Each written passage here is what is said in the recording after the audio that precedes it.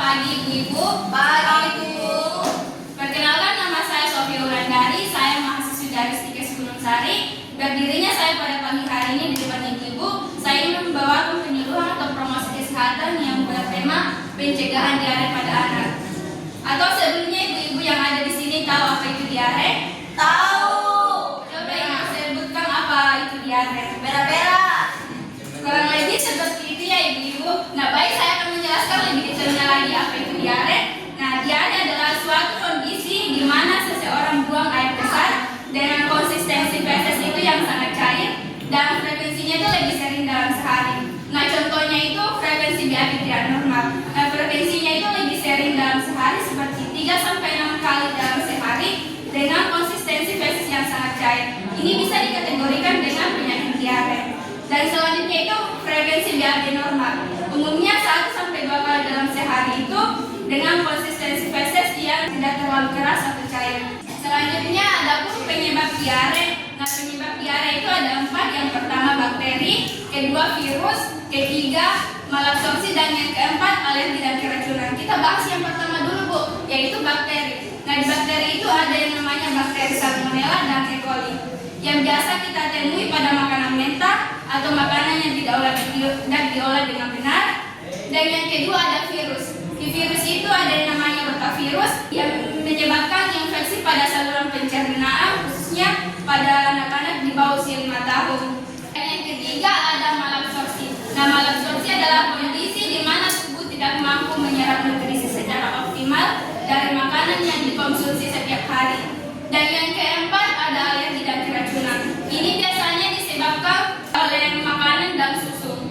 Nah, contohnya kalau pada susu biasanya kan ada susu formula, susu sapi. Nah, ini biasanya ada anak bayi atau balita yang tidak cocok dengan susu sapi. Ini bisa digantikan dengan susu soya supaya nutrisi yang dibutuhkan pada anak tersebut itu terpenuhi dalam sehari. Selanjutnya, apa sih bahaya diare yang harus kita waspadai? Nah, bahaya diare yang harus kita waspadai itu ada 3. Yang pertama ada dehidrasi. Nah, dehidrasi itu yaitu kondisi tubuh mengalami kekurangan cairan dan elektrolit. Ini biasanya karena terus-terusan keluar bersamaan dengan BAB. Jadi hal yang harus diperhatikan itu pada saat diare ya ibu-ibu harus sering-sering kasih air minum ya. Dan kalau ada bayi sering-sering dikasih ASI. Dan yang kedua itu ada septikemia, yaitu kondisi di mana bakteri masuk ke dalam aliran darah. Ini biasa terjadi jika diare tidak ditangani segera dan sudah sangat parah.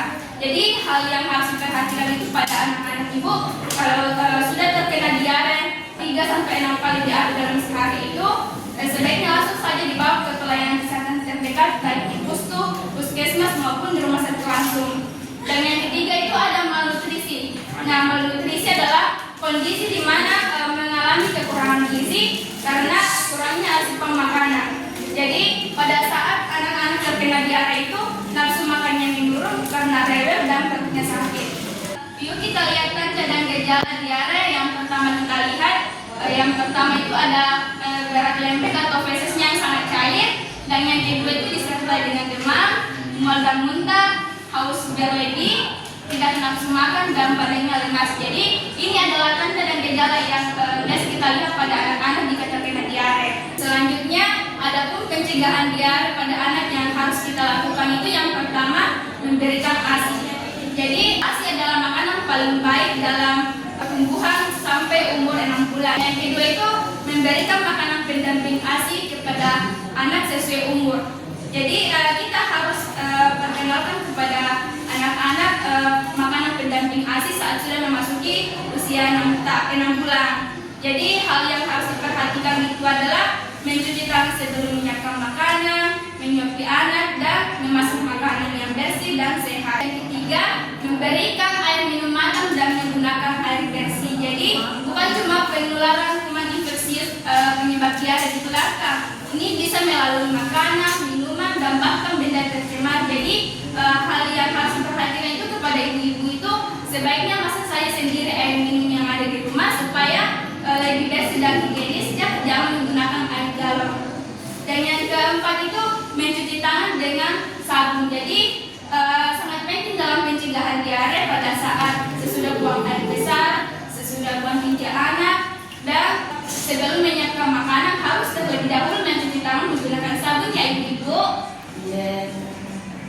kelima itu buang air di jamban. Jadi penggunaan jamban yang baik dan bersih itu dapat mencegah penyakit diare. Dan yang keenam itu membuat tinja bayi dengan benar. Jadi tinja bayi dapat menularkan penyakit kepada anak-anak dan orang tua. Jadi hal yang harus diperhatikan itu adalah membersihkan tinja bayi dengan bersih dan membuang di tempat sampah. Sesudah itu cuci tangan menggunakan sabun. Jadi ini adalah pencegahan diare pada anak, yaitu Ibu.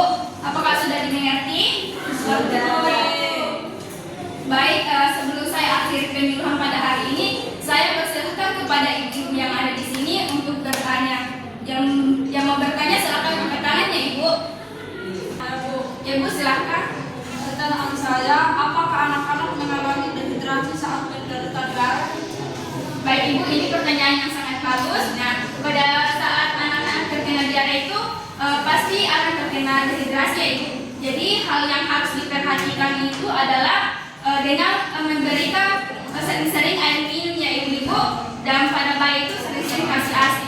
Jadi pada saat anak-anak terkena diare itu tentu terkena dehidrasi. Jadi bagaimana Ibu? Apakah sudah puas dengan jawaban yang saya berikan? Dapat Bu.